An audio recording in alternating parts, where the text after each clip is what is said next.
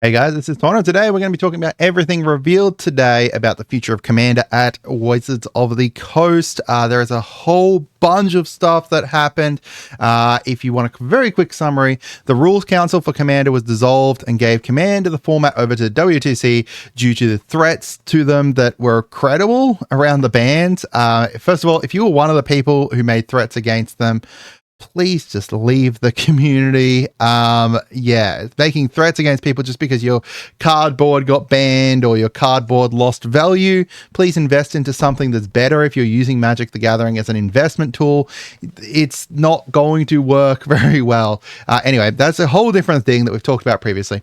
Anyway, there was a stream today over on Twitch about the future of Commander and the philosophy of it over at Wizards of the Coast. They had 3 different people on there. Blake was the host of it. He's the senior community manager, a senior communications manager there.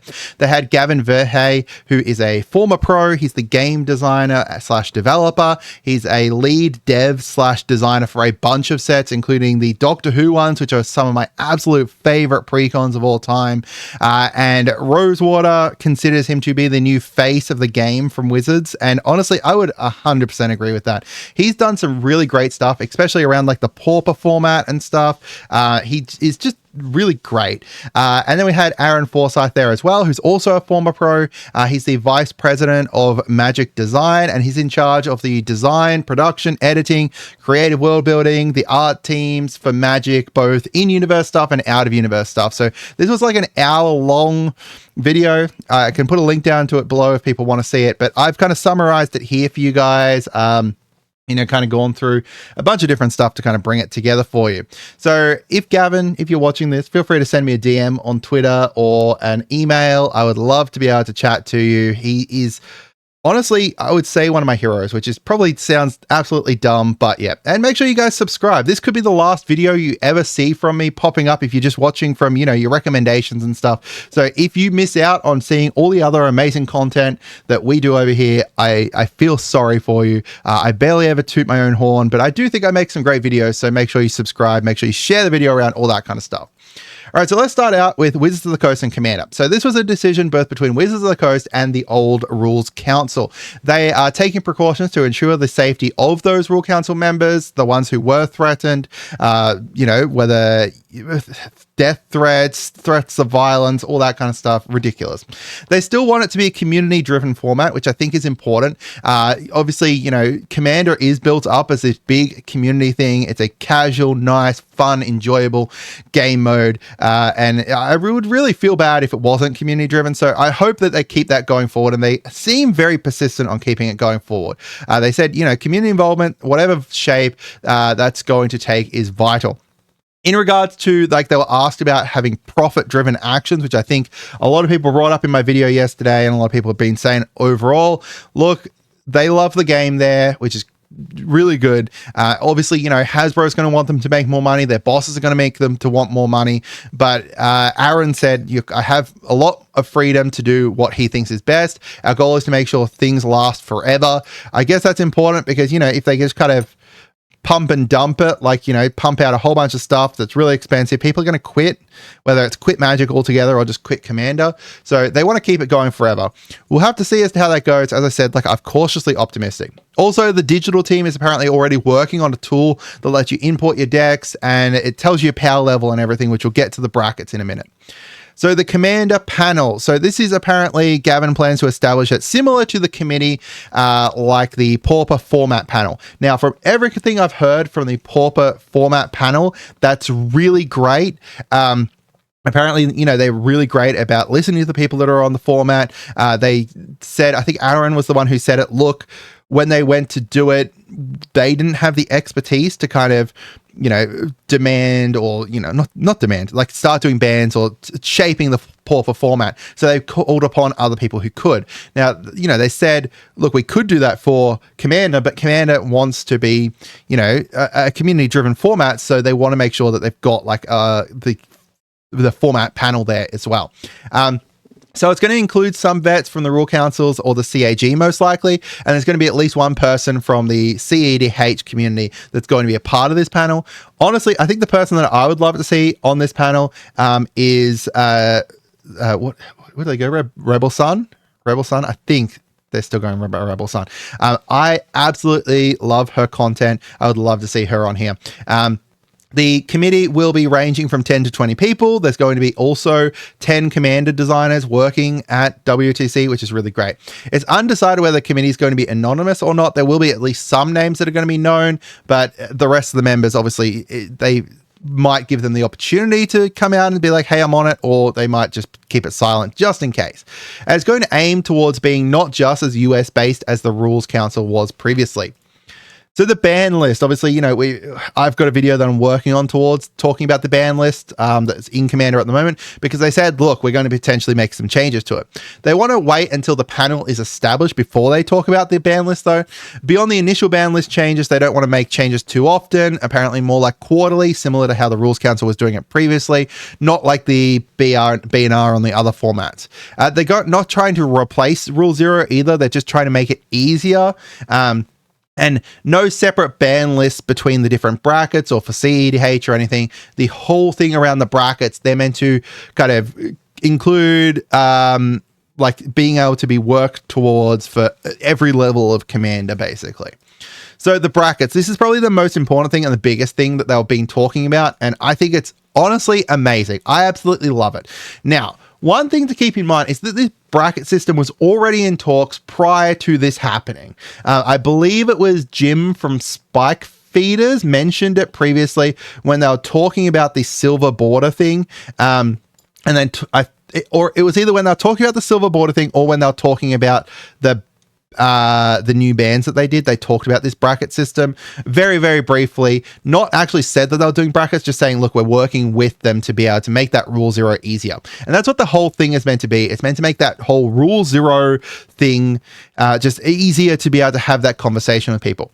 So they're trying to make just basically the unwritten rules of the format a bit more clear. When you sit down at a table and people are like, oh, hey, what are you playing? You have to be like, you know, oh, I'm playing this deck and these are the infinite combos. Or, you know, they say, oh, do you want to come play with us? Just keep in mind, we don't have infinite combos in here. We don't have blah, blah, blah cards and stuff. That's kind of the thing they just want to make easier to be able to do. So your deck is going to be defined by the highest bracket card in your deck. So if you've got an absolutely trash deck, but it includes like a Vampiric Tutor, that's going to make your deck a 4. However, it also gives you the opportunity to be like, look, if I did not have this Vampiric Tutor in here, my deck would be a 2, but because of that, now it's a 4. Are you okay with me playing this?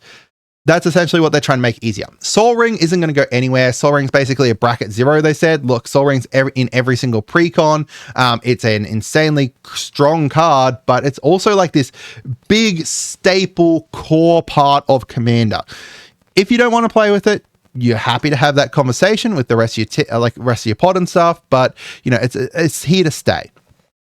They also talked about a point system similar to, I believe it's Canadian Highlander, just saying, look, that's too complex and competitive for casual Commander because people can game it and stuff in different ways. And, you know, it's very complex to have a point system that you got to build up and stuff prior to just wanting to have a nice casual game of Commander at your Friday Night Magic or whatever. It's not like, you know, it's too complex that people wouldn't be able to understand it. It just ends up making it way more complicated than the bracket system, which is already kind of in use. Brawl in Arena already uses a very similar thing.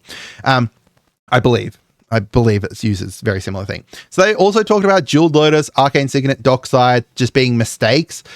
They were incredibly powerful cards that just slotted into so many different decks. And they want to make sure that they reduce that kind of the cards that just kind of slot into every single deck, whether, you know, you're running an Aristocrats deck or whether you're running, you know, big stompy deck, like just making it so that there's less of those cards that need to slot into every deck because they're just that strong. They can divide combos up between the different brackets as well. So like the Thoracle combo is obviously going to be up in 4 because that's like a boom, you're winning the game, while something like Sanguine Bond or Exquisite Blood is more like a bracket 3. Like it's a very strong combo, but it costs a lot of mana to be able to start getting it out and everything. Aaron also said, look, bracket 4 are cards that are going to be very rarely see in precons. He did not say impossible to see in precons, but just very rarely going to be seen within precons. And this is the example that they gave here. So like bracket 4 is like the high power card. So if you've got one of these in your deck, it's a high power level 4 deck. So like a Vampiric Tutor or Armageddon. Power level 3 here, they've got Personal Tutor, I believe that is, and then Draneth Magistrate. 2 is, I can't pick out what that card is. I think it's Fabricate. And that's the Talia, the one that's just white. And then we've got Swords of Plowshares or whatever card that is. I cannot read these cards. For some reason, the picture they sent was like really low thing. Someone tell me what this card is. It says it's Death Touch, some kind of Titan, Grave Titan maybe? Not sure. They also said about precons. Look, they said about 4th level stuff not going to be put in precons very often. They can't say they thought a lot about it. Aaron said, I'm pretty sure that whatever ends up in 4th is not going to be something that put into the precons. But that does make you wonder, if they put a level 3 one in to a precon, does that make the precon a level 3? The other thing is that if you print something a precon now, that doesn't mean that that card is going to stay at that power level forever. Eventually, they may print a card that makes it so that that card is now up here, right? Whether it's a combo or whether it's like a new set of cards that comes out that kind of synergize really well with whatever mechanic it is. There's just a lot of stuff. Obviously, you know, this is all really super new, so they need to reevaluate and try and, you know, figure it all out. So some other bits they said, look, the Silver Border project, as great as it is just going to be on pause at the moment, just because they've got a lot of stuff they're working on. They are aiming to have something ready for Vegas MagicCon for the bracket system. If you go to Vegas MagicCon and they don't make this public, they don't post it on their website, I would love to see if someone could send it through to me, please. They're not tied to the number 4 for brackets. They could go higher if they wanted. They did play around with 3 apparently, but that wasn't enough. So they could go up to 5. They also will potentially add a QR or how-to guide in the precons going forward for the brackets as well.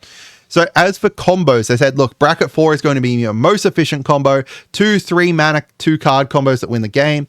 Bracket 3 is going to be a little harder or more mana intensive stuff. So as I said, the Exquisite Blood and Sanguine Bond.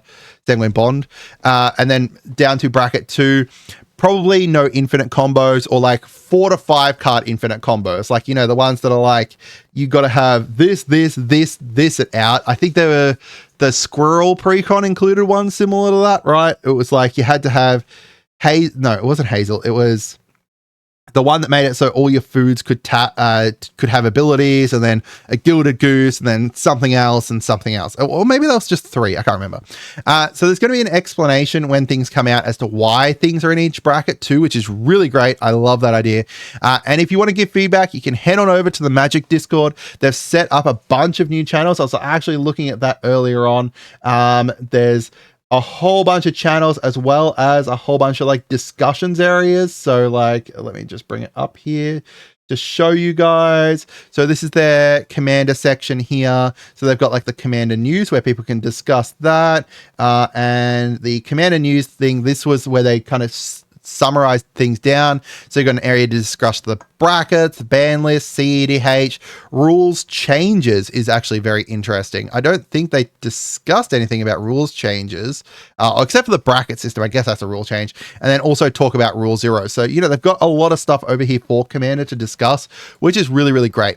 So what are your thoughts? I'm cautiously optimistic, and I really, really like the bracket system. I love it. As I said, Gavin, if you're watching this, DM me.